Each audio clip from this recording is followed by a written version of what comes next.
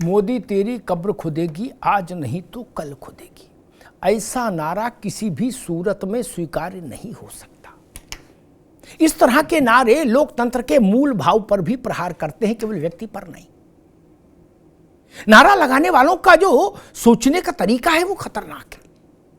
आप अपने राजनीतिक प्रतिस्पर्धियों के साथ इस हद तक जाना चाहते हैं कि कब्र खोद देंगे, आज नहीं खोद पाएंगे तो कल खोद देंगे।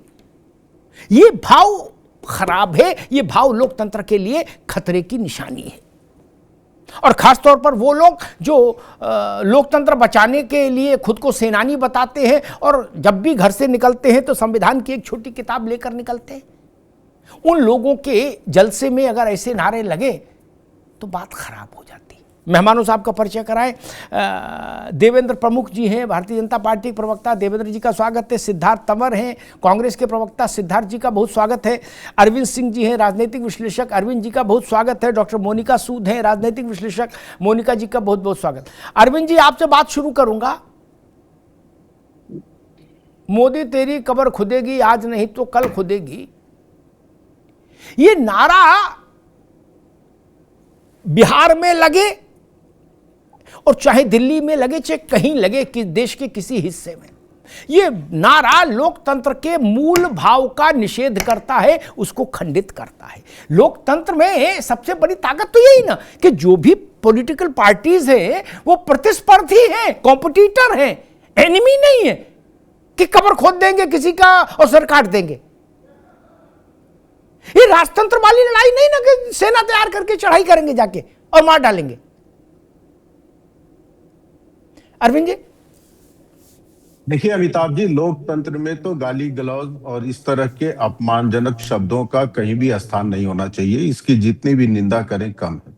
लेकिन कांग्रेस के लिए दुर्भाग्य यह है कि जितनी बार कांग्रेस के नेता गाली देते हैं और मोदी को अपना अपमानित करने की कोशिश करते हैं, हर बार जनता मोदी के पक्ष में बैलेट से अपना समर्थन देती है। लेकिन फिर भी कांग्रेस इससे सीख लेने के लिए तैयार नहीं है। और मैं भी जब ये घटना देखा तो मैं सोच रहा था कि इसका क्या कारण हो सकता है। और मुझे लगता है कांग्रेस एक बहुत बड़े गहरे सेंस ऑफ एंटाइटलमेंट की शिकार है। और कांग्रेस की यदि बात करें तो विशेषकर गांधी नेहरू परिवार, इस परिवार को लगता है कि सत्ता के शीर्ष पर बने रहने का केवल और केवल अधिकार उन्हीं को है। और जब उनको इसमें खलल दिखाई देती है, लोकतांत्रिक तरीके से जीत नहीं पाते हैं, तो गाली गलौज पे उतर आते हैं। और एक लंबा इतिहास है अमिताभ जी, थोड़ा आप गौर करेंगे। अब नेहरू के जमाने से लेकर और सोनिया जी के जमाने तक आप जरा देखिए, 2-3 डेट्स मैं बताता हूं। पटेल को सबसे ज्यादा लोग चाहते थे, अध्यक्ष बने, अंतरिम प्रधानमंत्री बने, उनके पक्ष में 17 राज्यों ने वोट किया था। नेहरू के पक्ष में किसी ने नहीं किया था, फिर भी नेहरू बने।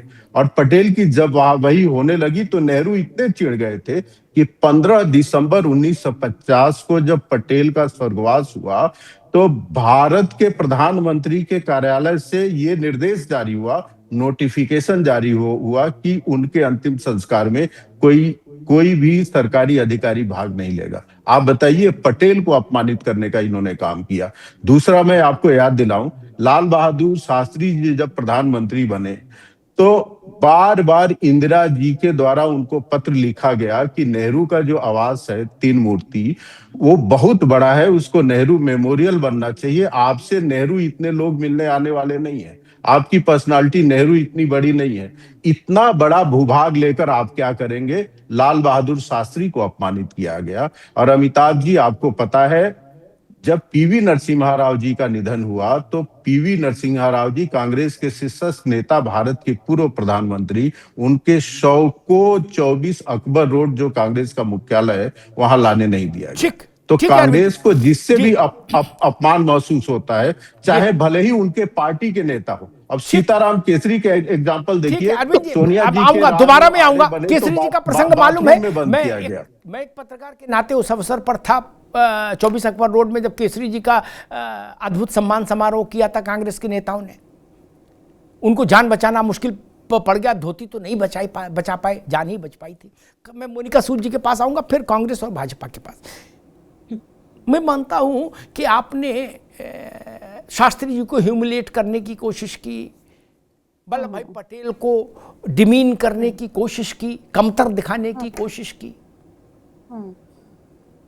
नरसिंह राव को उपेक्षित करने की कोशिश की, एक को डिमीन करने की कोशिश की, कमतर करने की, एक को उपेक्षित करने की कोशिश की, और एक को ये बताने की कोशिश की कि हम में और आप में अंतर है, कुर्सी भले एक हो जाए लेकिन आप वो नहीं हो सकते जो हम हैं। लेकिन इन ये सारे पाप छोटे हैं इस तरह की घटनाओं के समक्ष।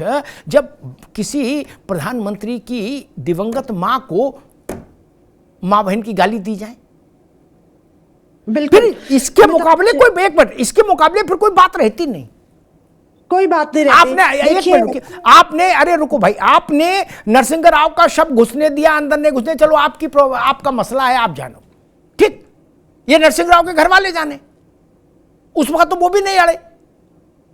लेकिन गाली गलौज और किसी राजनीतिक तौर पर जो लोग आपके प्रतिद्वंदी हैं मोनिका जी, उनके लिए आप, हम कह रहे वो प्रधानमंत्री हैं, ये तो विशेष बात है, वो ना भी प्रधानमंत्री हो, आपके जो प्रतिस्पर्धी दल हैं, उनके जो नेता हैं, आप उनकी कब्र खोदने के लिए आए हो क्या?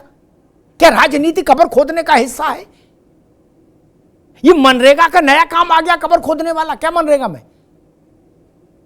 अब ऐसा है अमिताभ जी, मैं यहाँ बोलना चाहूंगी जी, हाँ जी, मैं यहाँ ये बोलना चाहूंगी कि जो लोग, हम अपने भारत को, अपने देश को मातृभूमि से जानते हैं, जब हम अपनी माता, अपने देश को मातृभूमि से जानते हैं, और जो माता हमें जन्म देती है, अगर उसी का ही हम आदर ना कर पाए, चाहे वो किसी की माता भी क्यों ना हो, जैसे आपने भी बोला, चाहे प्रधानमंत्री हो या ना हो, अगर वो किसी की भी माता क्यों ना हो, जो लोग उसको गाली गलौज दे सकते हैं, जो लोग एक माता के ऊपर ऐसा लांछन लगा सकते हैं, एक क्वेश्चन उठा सकते हैं, तो पूरी जनता, पूरे जनादेश को पता है कि उनकी, वो क्या चाहते हैं और ऐसी पार्टियों की क्या औकात है। मैं बिल्कुल सहमत हूं, अभी जो प्रवक्ता बोल रहे थे कि इन्होंने नेहरू से लेके गांधी परिवार, सोनिया गांधी तक, इन्होंने जो जो किया है वो बहुत ही शर्मनाक हरकतें की हैं इन्होंने। उसके बाद, और जो इन्होंने कल बोला कि हम कब्र खोदेंगे मोदी जी की, तो मोदी जी के बारे में इन्होंने जो बोला, वो सिर्फ मोदी जी के बारे में नहीं बोला, ये पूरा जनादेश के बारे में बोला, वो करोड़ों लोगों के बारे में बोला जिन्होंने लोकतंत्र के हित में मोदी जी को जिताया। ये उन सबको गाली है, उन सबके लिए गाली बोली गई है। जो किरण रिजिजू जी ने बोला, अभी मैं सदन में सुन रही थी कि उन्होंने बोला कि ये विरोधी हैं, विरोधियों की तरह हमें काम करना चाहिए, हम आपके और आप हमारे दुश्मन नहीं हैं। पर ये अपनी ऐसी स्टेटमेंट से, जो इनकी मीना है, कोई लता मीना है जिन्होंने ये स्टेटमेंट दिया है, जयपुर के अध्यक्ष हैं, महिला अध्यक्ष हैं, उन्होंने ये स्टेटमेंट दिया और वो बोल रही है कि मैं क्यों माफी मांगू किसी से। उनका यूट्यूब पे इंटरव्यू है कि मैं क्यों माफी मांगू किसी से, क्योंकि हम तो ऐसा ही बोलेंगे। अगर आप सोचो, ये इतनी अपमानजनक बात एक महिला के मुंह से जब आती है, तो आप सोचिए कि ये पार्टी के जो मेंबर्स हैं, पार्टी के जो कार्यकर्ता हैं, उनको क्या सिखाया जा रहा है और वो क्या कर रहे हैं। ऐसी भागदौड़ क्या किसी के हाथ में आ सकती है? ये कभी क्या आगे जीत पाएंगे? ठीक है डॉक्टर मोनिका, मैं सिद्धार्थ जी के पास चलूंगा। सिद्धार्थ जी, मसला गंभीर है, आरोप बड़े हैं। प्रियंका जी कह रही थी कौन था, बाहर का था, अंदर का था, पता ही नहीं किसने बोला, क्यों, आप क्या बोला, लेकिन पता लग रहा है कि वो तो राजस्थान में आपकी महिला विंग की, जयपुर की इंचार्ज है। अब वो इंटरव्यू भी देती घूम रही हैं, वो कह रही है कि जी कोई पछतावा नहीं, हम तो ऐसे ही बोलेंगे, और मुस्कुरा भी रही हैं।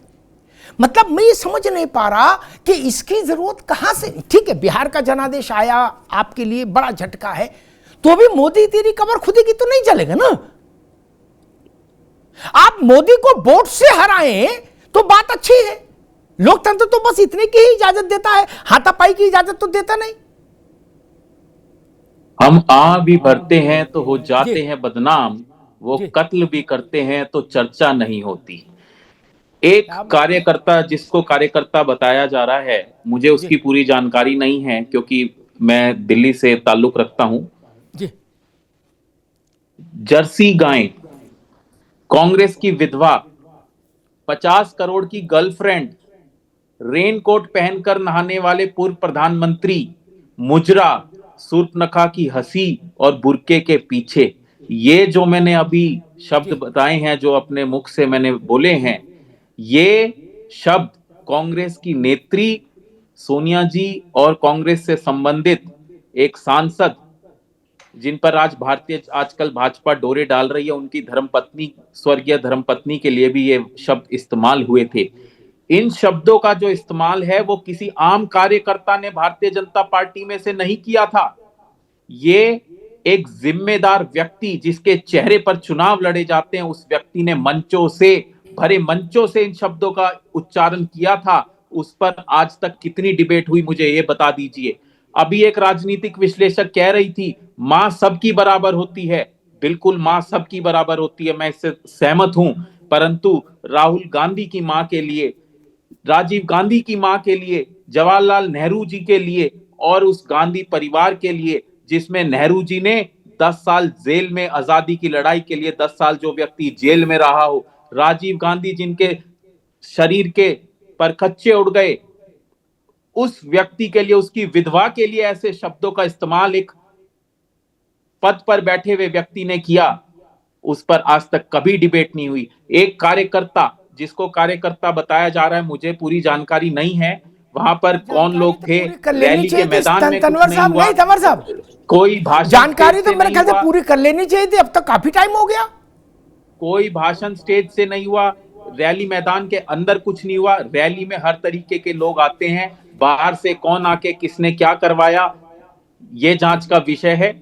और कांग्रेस के नेताओं को जो आज से इतिहास में व्हाट्सएप पर गालियां दी जाती हैं, नेहरू जी को गाली दी जाती है, उस पर कितनी डिबेट हुई। सोनिया जी जो अभी जीवित हैं, हमारी नेत्री, उनको कितने अपशब्द सहने पड़े, कितने बोले जाते हैं, दिन दिन भर में कितने बोले जाते हैं, और बड़े बड़े पद पर भाजपा के लोग जो बैठे हैं वो बोलते हैं, मैं नाम नहीं लेना चाहता, ऐसे ऐसे लोग इतने बड़े बड़े पदों पर बैठ करके वो लोग इतने अपशब्दों का इस्तेमाल करते हैं, उस पर कभी चर्चा नहीं होती। आज दिल्ली की जनता, दिल्ली में रैली हुई, मुझे तो बहुत दुख है। मैं 1 मिनट लेना चाहूंगा। जी। दिल्ली के अंदर आज रैली हुई, एयर क्वालिटी का हाल इतना खराब है। जेपी नड्डा जी जिनकी कुर्सी जाने वाली है, उनको कुर्सी बचाने के लिए आज सदन में जो है महिमा मंडन करना पड़ा, क्योंकि अब अध्यक्ष की कुर्सी जा रही है। एयर क्वालिटी पर आज कोई चर्चा नहीं हुई। दिल्ली के लोग प्रदूषण से परेशान हैं, इतना भयंकर दिल्ली का बुरा हाल है। एक राजनीतिक विश्लेषक कह रहे थे बैलेट से जो है मोदी का साथ दे देते हैं, वोट तो ईवीएम से पड़ रहे हैं, ईवीएम से चुनाव हो रहा है, बैलेट से करा दीजिए चुनाव। जो रैली थी, रैली का एजेंडा यही था, वोट चोरी हो रही है। ठीक है। अरे श्रीमती जी, कुछ तो सस्ता लो, बचत करो। नहीं श्रीमान जी, सब बढ़िया लो, रहने दीजिए। इसमें क्या खास बात है? थोड़े में ज्यादा स्वाद, यही तो है इसकी खास बात। वाओ मामा, क्या स्वाद है। अरे मेरे राजा,